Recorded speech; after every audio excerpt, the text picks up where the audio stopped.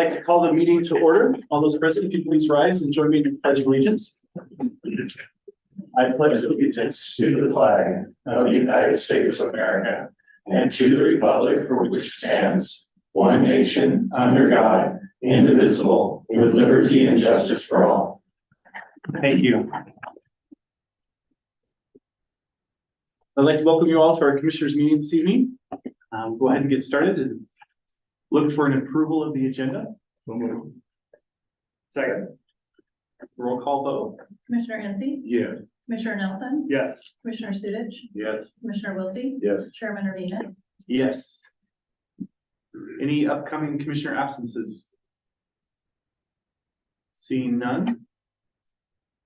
Any communications? No communication. Okay. I look for an approval of the minutes of our November 14th meeting. So moved. Second. Roll call vote. Commissioner Hensy, Yes. Commissioner Nelson, Yes. Commissioner Sudich, Yes. Commissioner Wiltie, Yes. Chairman Urbina. Yes. Brings us to vouchers.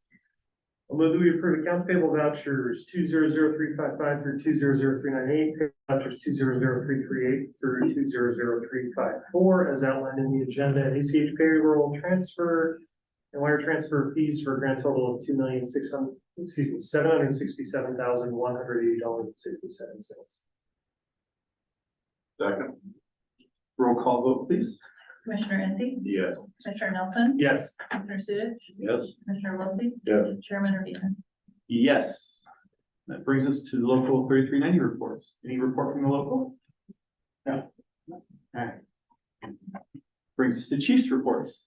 Chief Doe. All right, I'm gonna kick this off and then the other chiefs will come in behind me here. As you know, we had the flooding here at 5-0. Oh boy, it's been a lot of work, not disaster cleanup, what was the name of the company? Servpro came in and has mitigated the water and have moved on. We've moved to this side of the building. One thing I did want to inform you about and make sure before we move forward and I sign the lease is we have found a spot for all of us in the building to go to. It is over off Olympic, right next to Les Schwab Tire, behind Fred Meyer. There's a building that all of us can go to. Some of us will be on the first floor, some on the second. We went and toured it this week. Chief Black has been and Chief Johnson searching the district looking for areas. It's not perfect, but it's pretty darn good. We can all go there and it'll be comfortable quarters. So our plan moving forward, unless there's an objection, is to sign a lease with them.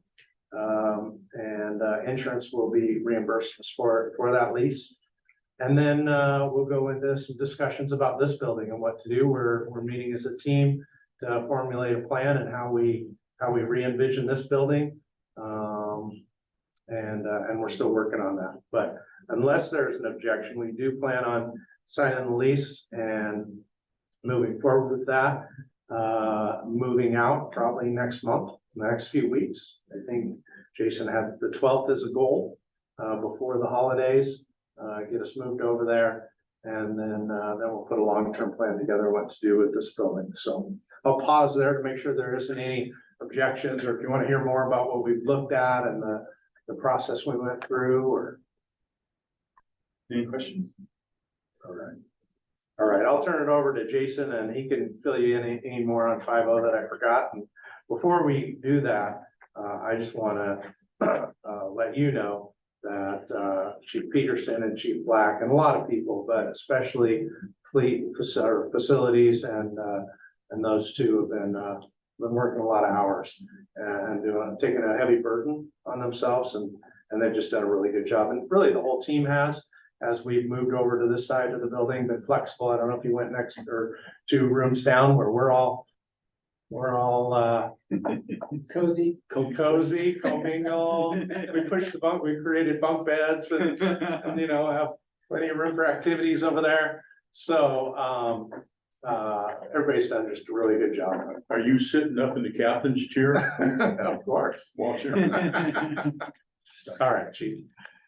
Thank you. So Chief Doe did a great job. Just to, maybe a little more specifics on my end. Water mitigation is done and also document Mitigation is done. All of the documents that got wet, they tried to salvage, they've returned those, and now we're working through those. Missy is working through those. I take no credit for that. So we're kind of past that phase. It's not noisy here anymore, which has been great. We all have loved the pajama party in the office down the hall there. But I think we're all kind of ready to move on as well. So we have found some office space, which is we're looking forward to. And so now the next thing is building evaluation. Structural engineer comes on Thursday. The architect firm will be coming in. So what is it going to take to put the building back together? And do we even want to put it back together the same way? Certainly with this happening, we want to update the building just in general, as far as like anytime things happen, the building's 22 years old, so there's just some updating that would be helpful to do during that time as well. And then I just want to end with our insurance company has been excellent to work with. So they've been really great. They just keep saying yes to whatever we need. Now it's within reason and it's within the scope of our policy, but there has been no hesitation to help us continue to run the fire department. And the report. How about engines? Did you have anything on that? I was hoping to bring a picture of our engines. That didn't work itself out. Thank you for that. But engines, we have ordered our engines, we've paid for our engines, and our engine team led by Chief Peterson is doing an amazing job. They were back at Rosenbauer doing our first pre-construction meeting. So very excited. Once we get our drawings back and everything, I'll be excited to bring that to the meeting and having a more in-depth, have some pictures for show and tell. All right, Chief Oldenburg. Good evening, commissioners. I'd like to just give you a quick update on the lateral hiring process. So it opened a number of weeks ago. As of today, we have 16 confirmed applicants that have met the requirements. Again, we're going to look for 7. We have 5 that didn't meet the requirements. We have 9 additional people who have inquired with information. So we anticipate the job lateral announcements open through December 15th. So we've got a number of weeks left. So we're very pleased with the response we've gotten to this point. And also, as I mentioned earlier, this time, different than previous times, we're going to have a Zoom informational meeting for everybody who has submitted an application or is interested, and we're going to put it on our social media sites ahead of time as well, so that we can talk to anybody that is thinking about applying or has applied and talk through the specifics of the lateral hiring process and what they can expect coming to work for Gig Harbor. And so that'll be the 6th and 7th of December. That's all I have. I'll stand for questions if you have any. All right. Chief Booth. Right, brief update regarding emergency preparedness out here on the peninsula. As you know, the PMAC, the Peninsula Multi-Agency Coordination, that little room, the radio room, destroyed. I met with the representative for Parrot, which is the local ham radio group, and we are in agreement that there's no reason to put that room back together the way it was. It's kind of an antiquated approach to this idea of multi-agency coordination. There's modern ways to accomplish the same thing without encumbering the space and really limiting your flexibility. So as we move back into rebuilding the building, that space is open, and we continue to work with DEM on updating our operations plan. That was already in process before this whole thing happened. We were supposed to see the first draft of that a week ago, but the peninsula-wide power outage kind of put that meeting on postponement. So I'm hoping to get together with the stakeholders before the end of the year to get a first draft, look at the first draft of that document and provide some more feedback as we move to finalize that. But that's ongoing, should be done sometime in the first quarter of 24. All right, Chief Meyer. Good evening.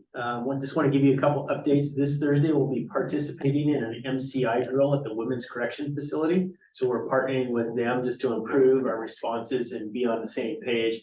There's something that should happen at the Women's Correction Facility. So that's happening this week. And then also the December 12th Commissioners meeting, Lieutenant Stark will be giving a presentation about his response to the Hawaii fires this fall. He's part of the Washington State USAR Task Force that is housed here in Pierce County. We actually have 3 members that are on that task force: Paul Stark, Jeff North, and Bob Witherspoon. And it was just Paul Stark's rotation to go, if you will, because they rotate in and out to who's up when going to disasters. So Paul's going to give us a presentation about that response to Hawaii. And he's also going to be giving her a presentation on that also to Gig Harbor Rotary, the morning club in January. So that's the end of the report, unless there's any questions. All right. Last thing is, I think we talked about it last week. We're gonna have a Fox Island meeting, January 6th at 10 o'clock. We're getting a lot of questions about WSRB and just staffing in general. So we're planning and preparing for that. We're working with social media to get it out, and with people at Fox Island. So that'll be January 6th at 10 o'clock. Commissioner Vina and Nelson are planning on attending. All right, I want to make sure if you two are attending with us. I'll kick it off. We'll talk about all things Fox Island and let them ask questions. Yes, sir. In regards to your response to the gentleman, talking about that rating board being antiquated, asking him about maybe looking for a new insurance company. Do you have an idea how many insurance companies are you still using that rating bureau or anything at all? Do you know, Jason? I don't know how many are, to be honest with you. I just hear through conversations with insurance companies that some do and some don't, but I don't have a good quantifying way to. Those that don't, is there an alternative to that firm, to that company? What I've learned is they do. So some insurance companies use a calculation of a number of different ways to calculate risk. So WSRB is a piece of that for some of them. For some of them, it's a higher percentage than others. It's a lower percentage for them. So I don't understand. I don't honestly understand it quite completely. I think they do that on purpose. It just varies as to who uses, to the extent they use WSRB as part of their percentage of calculation. And there's actually a lot that goes into it, between the individual carrier's experience in the area versus the mass numbers. Another thing we need to remember is with inflation, just the cost of rebuilding a house has gone up so much that how much of this is actually the rating and how much of it is the updated cost to repair a home, you know, and so it's hard. They don't break it down. It's just one number and you don't get to see what goes into the pudding, you know? And so I go back and forth in my head on how much of it is actually the rating and how much of it is just increasing your insurance because of the cost to reconstruct the house. And so it's hard to, you can't say that to someone on Fox Island, right? I mean, but really there's a lot that goes into it. And so to break out and say that what we're doing has changed the entire increase is inaccurate in my opinion. But I can't break that down for you, and neither can the agent. And so it's really hard to know what's all going into the increase. Now, granted, the rating does not help. Be honest about that. But there's more things that go into the increase than just that. Yeah, some of them use a region of loss, right? Some of them literally call us and say, how far is the fire hydrant away from your house? And then, you know, that's part of it. I've gotten calls of how much water can you get there? It's a weird system, but the insurance, and they all do it differently. And it's frustrating to us. I do know as fire chiefs, we're frustrated with WSRB, and I'm on the board of the state, and we brought it up. We're writing a problem statement to work with, to try to, do we change state law? Why are we beholden, and our communities beholden to this antiquated way of rating fire departments? It's 1970s.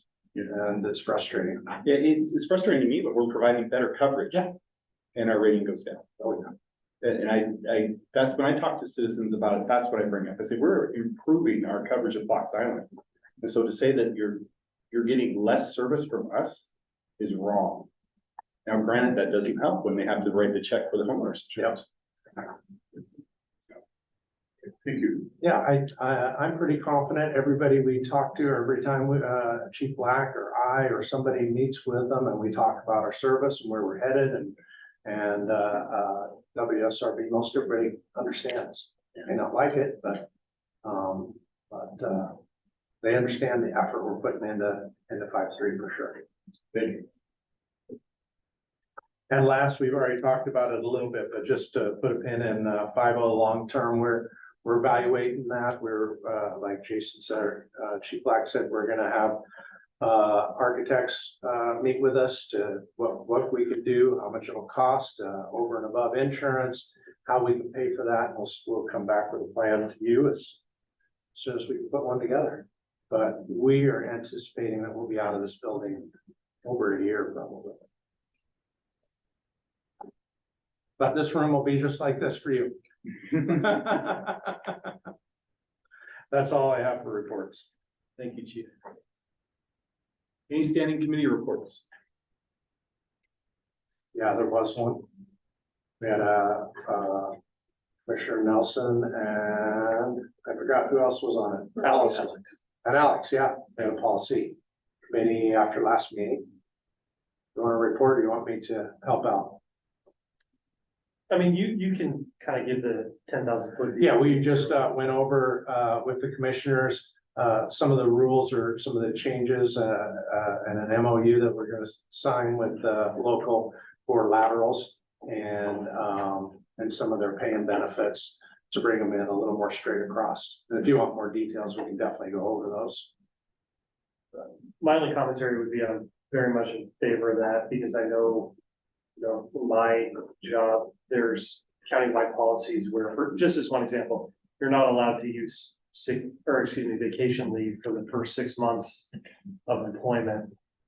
Well, it's really hard to attract laterals if you're telling them, hey, whether it's here or anywhere else, hey, we want you to come work here, but you're not gonna be able to take vacation to go spend time with your family for 6 months. To the extent that we can kind of find workarounds to that, I think it will allow this place to be even more attractive to laterals to come in. So I'm very much in favor of that.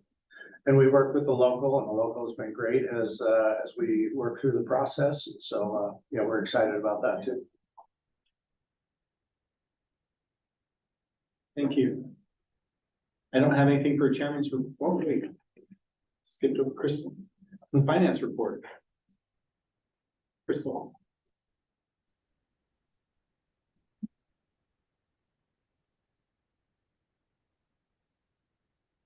Okay, the monthly finance report for October is included in page 19 of the packet. There's not a lot of change here. We did see the majority of our property tax collections arrive here in October. So you'll notice taxes are at 92% collected. That is pretty typical for the end of October. The operating expenses, we are a little light in terms of supplies and services through October. In reviewing our past couple of years of activity, this is also pretty typical. We do anticipate some of our larger contract payments in our services section to be paid in November and December. So I anticipate that that will come in line with budget in the next month or two report. Expenses by division, same kind of area. Don't have anything significant to report in the division category. In the capital fund, you'll notice that it still looks a little low in terms of collections for October. This will change in November. We did process our payment for the engines in November, so that expenditure will show up here in the next month report. And then in our ending cash here through the end of October, we are back in line with where we were previously with our October collections of property tax. Those revenues will get us through for the next 6 months of activity as our revenues will come in the larger scale in April of 24. And that is it for the October finance report. Any questions for Crystal? Thank you. Thank you. Gets us to the bond update. Chief Johnson. Good evening, all. As normal, I'll just work through the projects. Training campus, we're still awaiting the construction permit. Hopefully that'll be coming soon. today I was actually able to do another step towards towards getting this thing off the ground and moving. I've scheduled a utility locate for the entire campus. Some of the utilities, we're not sure where they are, and we don't want surprises. So that'll take place next week. 53 and 57, finishing touches on bid documents, with an anticipated advertisement and opening, going out for bid of January 8th, 24. I'll be open for 4 weeks, then we award the bid. And then a little bit of mobilization time. Right now, I anticipate construction March of 24 for those projects. Station 51, still working through the design phase. I had a meeting today with Rice Fergus Miller. So with the city of Gig Harbor design requirements, with it being in essence a new building, it will require, I will say, quote unquote, common space, pocket park, plaza, all of those things kind of massaged in together, of approximately 1,400 square feet. As part of the Gig Harbor Design Manual, it's actually already something that we anticipated. Chief Doan is already working with the Arts Commission on something. We already had an area set aside for it out on the front of the station and Kimball Drive for that. So we knew it was coming. I will be taking part in a landscape meeting tomorrow, which will help address what that's going to be, how big it is, kind of a meeting of all of the folks that are involved in that, the civil engineer, the city, everybody, to address those design elements. The other thing that will be required is a pedestrian pathway that comes from Kimball Drive up to the front public entrance door. That's a little bit more tricky, and that's probably going to occupy most of the time tomorrow, strictly because of the grade. You wouldn't think about it, but there is actually a grade from Kimball to where the station is going to sit. And right now, when you measure it and do those calculations, that grade is too steep. So it will be a walkway that will have some turns and flats. We'll work through it. We are working to finish basically our design review and submit for a conditional use permit sometime in the first quarter of 24 for 51. And all that is basically a footprint, a schematic, what we anticipate to do so the city can review, and it's working towards our conditional use permit, which is the first step in going through the process of submitting for permitting. So that's my update on those projects. Questions? Thank you. I don't see any old business. So new business, professional services contract for legal services. It's in your packet, annual contract with Eric Quinn. Just wanted to highlight it. It's, I think, only $9,000, so I can sign it. But before I did, I just wanted to make sure you were aware of it and see if there was any concerns before I move forward. I have one question. Just very simple. It says Gig Harbor Fire and Rescue. That's nickel dime stuff. We're not rescue. We're right. That's correct.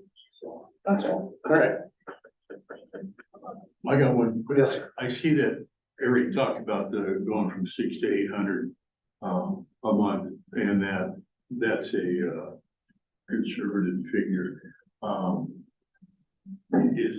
Is 800 a month you feel will be adequate for our service? I don't know if we went over on it. I know he said there was nothing left on there, so I was just curious if you feel the 800 will be suffice for our legal needs for the year.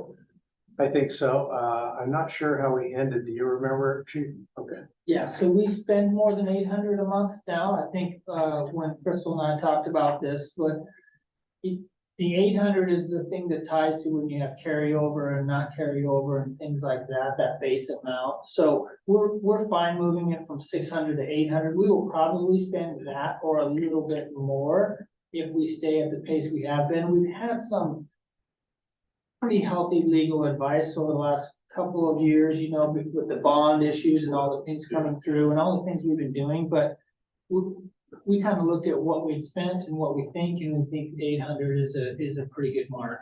We agreed with Eric on that. So we will, in fact, we may spend a little bit more than that, but I think we're gonna. Thank you. Yeah, I have the same question.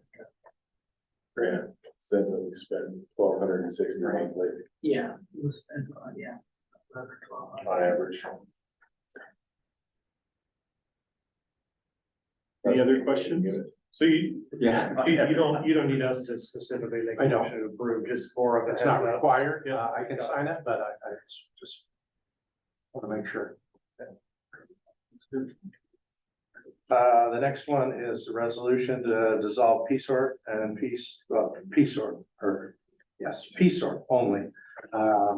So that is on here. It'll actually be next meeting to have you vote. I just want to make sure it was on here. You had some time to review it, ask any questions, make sure that we were being transparent about that, but we really need to make sure it gets over the finish line next month. Otherwise, we got to do it another year. Next meeting, because it's our last meeting of the year. I understand that all four parties agreed to this, and PSOR, PC hit. They were formed, it's been quite a few years ago. Is it just changing times or? Yeah, it's a combination of things. We were the host agency for PSOR. And so there was just some budgetary, everybody kind of paid into it. And then the money, there was purchases and training paid for out of it. Just that host agency and following the ILA that was written as the host agency was cumbersome. We think as fire chiefs, we can do the same thing without having PSOR PC hit. Each department will decide their level of service for special operations for hazmat. And we'll run it like we do wildfires or fires or medicals. We decide as a community what our level of service is. And we take the call to as far as we can, and then we ask for help. So Chief Meyer is working with the rest of the county on our run card. So if we do have a hazmat, you know, who's going to help us? Is it going to be Tacoma, West Pierce, Central Pierce that comes and backs us up and helps us? Really, it's the same way we do it right now. We're just not going to have a central agency that everybody pays money into and then buys things and pays equipment out of, which was difficult and cumbersome. So we'll still be working as a county in the same manner, just not have a funding source. Each department, more local control. Yeah, that's a good way. Yeah. So as Chief says, this has been a long road. We did a full study on it. Study came back, and as fire chiefs, we didn't think it was repairable the way it was. And we just thought we need to dissolve this, and then each department provide the level of service that they can. Any questions? So with that, on December 12th or 13th, the day after this passes, we will be taking all of our hazardous materials equipment bought on grants back across the bridge. Graham actually owns it because they did it on a grant, but they're going to send it to East Pierce. So East Pierce is going to now house the equipment that was here. And we will reduce from the technician level and hazardous materials to operations level. In hazardous materials. But then our department is doing an evaluation for special operations on what we should be technical at the technical level or awareness or operations. And they're supposed to bring that to me by the end of January, and we'll make some decisions on what level of service we provide and ropes and rescue and trench and all those things. So practically speaking, that means that the equipment that's sitting outside 59 will no longer be sitting outside Correct. It's sitting outside. Yeah. in the weather. Yeah. Got it. You know, when it comes to hazmat, we only have a few technicians. So right now, if we had it right this second, if we had a hazmat call, we would go on it. We would look, we get upwind, we get uphill, we'd isolate, deny entry, and we would call and ask our neighbors for help. We're gonna do the exact same thing in January. It won't change. We just won't have a truck and trailer. So our service isn't really gonna change to our citizens. We just won't have the expense as a department of technical level hazard materials. You have to have a minimum of 11 people on scene or a technician. We can't even assemble that now. We're just too small of a department.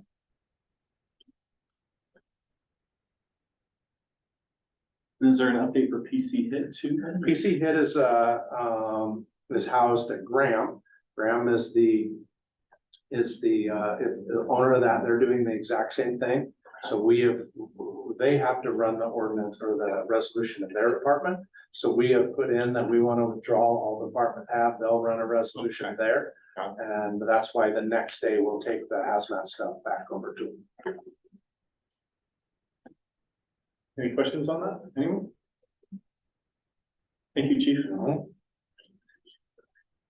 That gets us to open public comment. State your name for the record. You'll have 3 minutes. I don't see anyone present here. Is there anyone online? No. All right. I've got a comment. Early Thanksgiving morning, I had to call on 911. My 97-year-old neighbor fell and wasn't able to get up. And I certainly wasn't going to pick her up by myself. And I believe it was 58. I know Ryan Watson was part of it. They did a great job. Absolutely great job. Got there quick. Got her up, got her discombobulated somewhat, and waited for her daughter, local daughter, to show up. So just kudos to 58. Great, thank you. I had a nice little visit in my office today from, I believe it's Jacob, that was doing inspections. I hope I didn't mess up his name. No, that's right. Jacob, what a great guy. He was very patient with the people that he was talking with, and I was appreciative of his service, so.